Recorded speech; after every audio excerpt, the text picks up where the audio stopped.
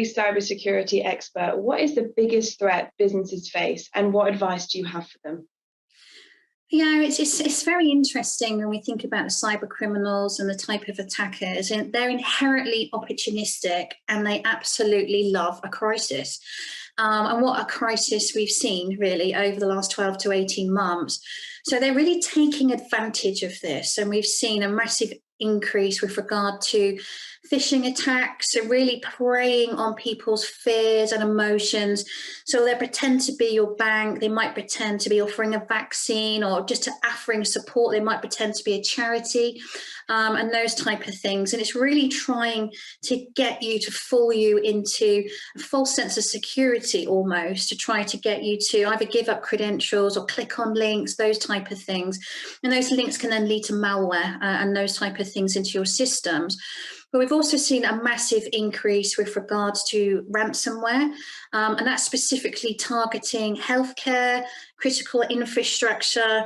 I think what's been interesting to us is there's almost no company is out of bounds. So with their small, large enterprises, these frontline services, and even to us, it was quite shocking that we thought, surely in the middle of a pandemic, you wouldn't attack a hospital, you wouldn't attack the emergency services, but they did, particularly when we're talking about ransomware, because then they feel like they're more likely to pay if they're being backed into a corner. So I think, as you sort of said, there's a real psychology behind the way that the cyber criminals act and the way that they take advantage of the situation. And I think it's important that we're mindful with regards to what's going on and how these changing tactics and techniques are going to continue to evolve. And we always talk about this kind of assume compromise, which is mentality, which is really important. So you have to kind of think that no matter how good your cybersecurity is, how good your defenses are, the attackers will find a way in.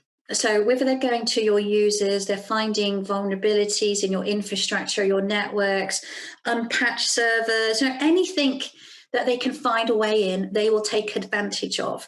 And it's something that you then have to think about. And it really comes back to that kind of business continuity where I come from, which is that constantly asking that what if? Now, what if somebody could get access to our systems? What if somebody could disrupt our services? What if someone could get access to our data? What if that data is leaked? What's the impact of that? And therefore, where do I put my priorities? Where do I put my focus?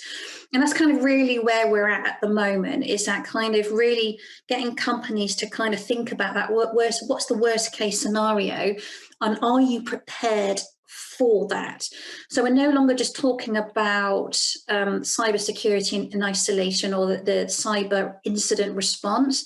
We have to kind of think again at that kind of more holistic response where we're thinking about if we have these type of incidents, what's the business doing? So if my network goes down or I need to kind of quarantine, even parts of the network to do recovery and those type of things, can the business revert to manual processes? And how am I communicating with customers, partners, and all of those type of things? So it's very much around thinking much wider, and that crisis response to these type of incidents is really important as well. What do you think is the best thing that businesses can do? Is it educating their employees?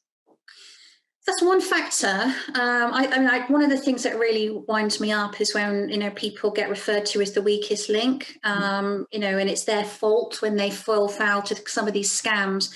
They click in the links, they've let malware, all of these type of things. But as I sort of said, there's a real psychology behind it. And it used to be that it would have been quite easy maybe to spot some of these phishing emails because they'd have had bad grammar, spelling mistakes. And we might have think about the Nigerian prince emails and all those type of things that we probably think about. But actually, so the attackers are getting wise to this, and then they're spoofing the email to almost look identical to the legitimate email, the legitimate website that you might look to. What does your bank website look like, for example? So for the average user person that's not familiar with cybersecurity, they wouldn't know the difference. And so we can't expect people to sit there and, look for all of these different things.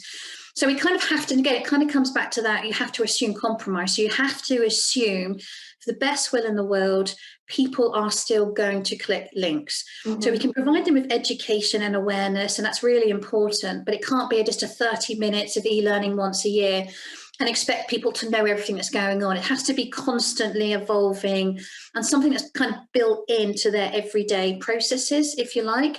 So in essence, the real difference there is that you then have to make sure that the technology is working in the background. So, you know, if we kind of assume that we have these phishing attacks or all these type of things, then it's about our ability to detect and respond as quickly as possible. So with the technology, really what we're looking at is any anomalies, any things that don't look quite right. If anyone's been able to access services, start making changes to exfiltrate data. So that's really where the technology comes into play and how it has to work in the background. So the education is one part, but actually the technology and how that works in the background to enable people to be secure and compliant by design and by default is really where we're kind of getting to.